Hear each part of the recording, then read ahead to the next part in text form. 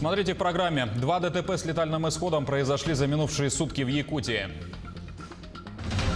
Владельцы дальневосточных гектаров смогут возвести дом по ипотеке 2%. Социальные работники отмечают сегодня свой профессиональный праздник. Как день встретили в Алданском доме-интернате.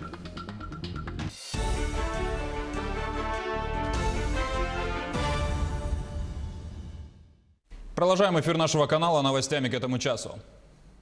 1 человек погиб и 2 пострадали в ДТП с мотоциклом в Чурапчинском районе Якутии сегодня. По предварительным данным, 19-летний водитель, двигаясь по федеральной автодороге, не справился с управлением и опрокинул транспортное средство. В результате аварии водитель скончался на месте. Его пассажирка с различными переломами доставлена в больницу. Отмечается, что молодой человек, управлявший мотоциклом, был в состоянии алкогольного опьянения. И в момент аварии ни он, ни пассажирка не имели защитных шлемов. Кроме того, у погибшего не было водительского удостоверения. Еще одно ДТП с летальным исходом произошло в Нерюнгринском районе. Накануне вечером на 16-м километре автодороги Аям, промплощадка Нур, водитель 1986 года рождения, управляя автомобилем Nissan Санья, совершил наезд на пешехода. В результате 50-летний мужчина от полученных травм скончался на месте происшествия до приезда скорой помощи. По словам водителя, он возвращался с работы. С ним в салоне находились 3 пассажира. В сумерках он заметил впереди 2 пешеходов, следовавших по краю проезжей части в попутном направлении. Когда же автомобиль подъехал ближе, один из пеших участников движения неожиданно шагнул на проезжую часть. Избежать наезда водителю не удалось. Скорость автомобиля была около 60 км в час, а расстояние до пешеходов было небольшим. Хозяин авто и его пассажиры в результате ДТП травм не получили. По факту происшествия проводится проверка. К другим темам. В клинике СВФУ начали брать анализ крови на антитела на COVID-19 2 классов М и G. Тестирование может пройти любой желающий. Где еще можно сдать анализы, сколько это стоит и достоверны ли данные, узнавала Ульяна Шагина. Будет немножко неприятно. На кадрах пациент сдает ПЦР-тестирование на коронавирус. Полимеризная цепная реакция – метод, который позволяет выявить присутствие COVID-19 в вашем организме. Обычно такой метод посредством взятия мазка из носа и ротоглотки применяется в больницах, а также тогда, когда вы уже с симптомами ОРВИ вызываете врача на дом. Кроме того, существует еще 2 вида анализов. ИФА – иммуноферментный анализ, его делают только в лаборатории, и ИХА – иммунохроматографический анализ. Это тест-полоска или кассета, на которую наносят каплю крови. Все эти 3 вида анализов сегодня можно сдать в Республиканской клинической больнице номер 3. Достоверность этого анализа, иммуноферментного анализа, примерно 70%. ИХА-диагностика, достоверность ниже. Ниже, но скорость быстрее. ПЦР-анализ, достоверность менее 90%. У вас есть всегда выбор, где вы можете сдать. Готовность будет зависеть не только от вида выбранного теста, но и от количества желающих. Обычно от 1 до нескольких дней. Нужно понимать, что сама процедура забора анализа, а далее и лабораторного исследования каждого из них – процедура сложная. Республика сегодня делает все возможное, чтобы сократить это время. Что касается анализов, постараемся, чтобы они уже быстрились, и как можно быстрее люди получали свой результат. Но необходимо обратить внимание для того, чтобы все понимали, сама по себе процедура, очень часто задают вопрос, почему же так долго делается анализ, потому что сама по себе процедура занимает от 4 до 7 часов. Начиная от, соответственно, переодевания наших лаборантов, наверное, тоже один из самых тяжелейших трудов, и заканчивая непосредственно уже выходом, в том числе из лаборатории. К примеру, в Якутске сегодня ИФА-тест делают не только в государственных поликлиниках, но и в частных. Медлайн одна из первых начала проводить подобный иммуноферментный анализ на наличие вируса. ИФА-тест – это анализ крови, причем сразу берется 2 класса – М и G. Иммуноглобулин G показывает, человек переболел или нет. Иммуноглобулин М показывает острый процесс. Если положительный анализ, то для подтверждения направляем на ПЦР Роспотребнадзор. За собственное спокойствие, конечно же, придется заплатить. Цена за все 3 вида анализов варьируется в пределах 1500. ИФА-скрининг уже стал довольно популярен. Среди горожан примерно 200 человек приходят только в одну клинику ежедневно для того, чтобы убедиться, есть ли в их организме антитела к коронавирусу. Запись идет на 2 недели вперед. Причем нужно учитывать, что COVID-19 до сих пор до конца не изучен. И нет никакой гарантии, что если даже у вас выявят эти самые антитела, вы не заболеете повторно. ИФА-тестирование теперь появилось и в клинике СВФУ. Условия для приема населения для всех клиник одинаковые и предельно строги. Главная задача – предостеречь людей от заражения. Забор крови у нас в клинике проводится в специально отведенном месте с отдельным входом. После каждого пациента процедурно дезинфицируется. В Москве массовое тестирование горожан на антитела началось еще в середине мая. Такие данные в динамике позволят выявить общую картину так называемого популяционного иммунитета. Увидеть, сколько человек уже переболело и какой сформирован коллективный иммунитет. В Якутске такой метод только начинает набирать популярность, но в ближайшее время появится во всех районах. Ульяна Шагина, Владимир Борисов, Якутск. Дезинфекция в подъездах домов, из которых госпитализировали больных коронавирусной инфекцией, продолжается в Якутске.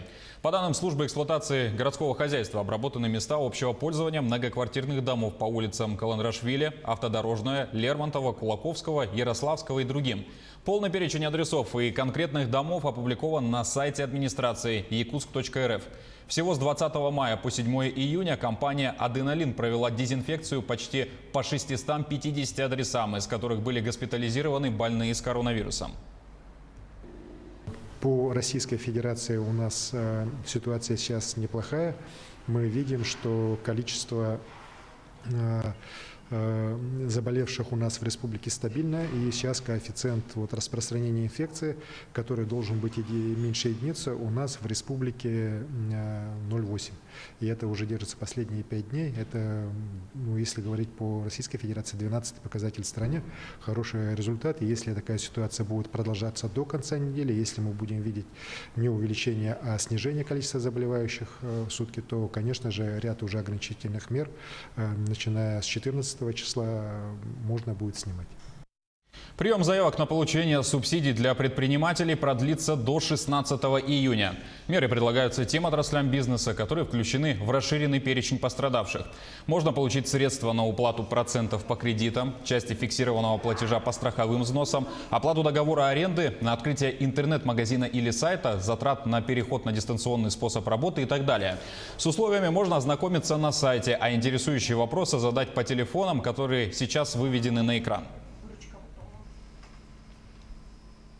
Владельцам дальневосточных гектаров предложили дом в ипотеку под 2%. Участок может стать залогом для обеспечения кредитования. Такую информацию озвучил глава Минвостокразвития Александр Козлов. Сейчас те, кто участвует в программе «Дальневосточный гектар», получают землю в безвозмездное пользование. Оформить ее в собственность они могут только через 5 лет, а банки не берут такие участки в качестве залога. По мнению главы ведомства, новшество позволит участникам программы взять ипотеку под 2% и построить недвижимость в своих владениях. К инициативе Минвостокразвития позитивно отнеслись и в правительстве России. Напомним, льготная ипотека будет действовать на Дальнем Востоке всего 5 лет. На сегодняшний день землю по программе «Дальневосточный гектар» получили около 82 тысяч человек. Банк Дом.рф начал прием заявлений от обманутых дольщиков застройщика-банкрота «Симир» в Якутске. В ближайшее время 43 дольщика недостроенного дома, включенные в реестр денежных требований, получат компенсации.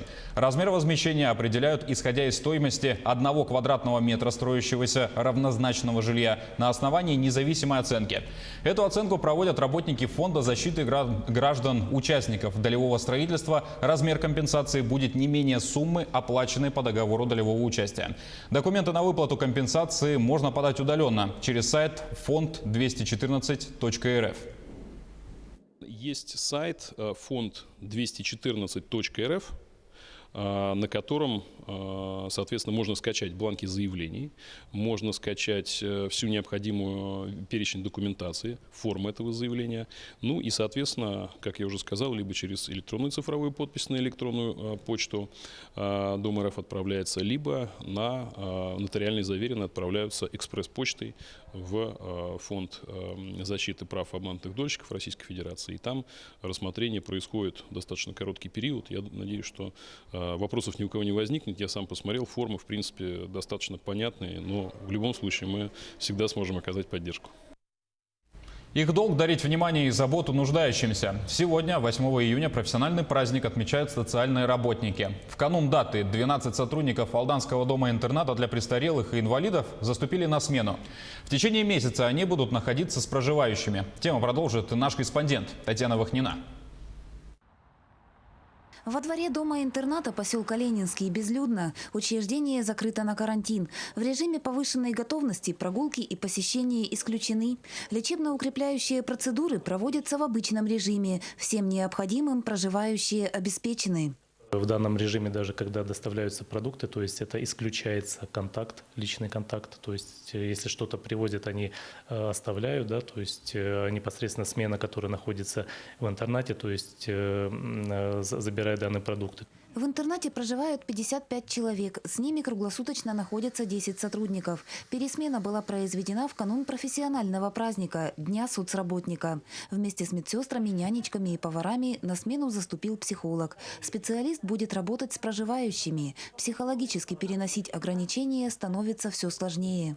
Люди все-таки хотят именно, как я говорю, общения, хотят гулять на улице. Здесь все-таки нужно будет работа, в том числе и психолога, да, по, скажем так, снятию напряжения, потому что напряжение определенное в любом случае есть. 2020 для дома-интерната юбилейный. В этом году учреждению исполняется 10 лет. Интернат был образован на базе отделения временного проживания одиноких престарелых и инвалидов. Отделение, называемое в народе хосписом, действовало в Ленинском с 2004 года. Отделение носило статус временного пребывания, однако многие люди проживали там постоянно. Получалось так, что договор родственники заключали на полгода, да, ну, чтобы там куда-то уезжали, кто-то в больницу, кто-то что-то, кто-то в отпуск.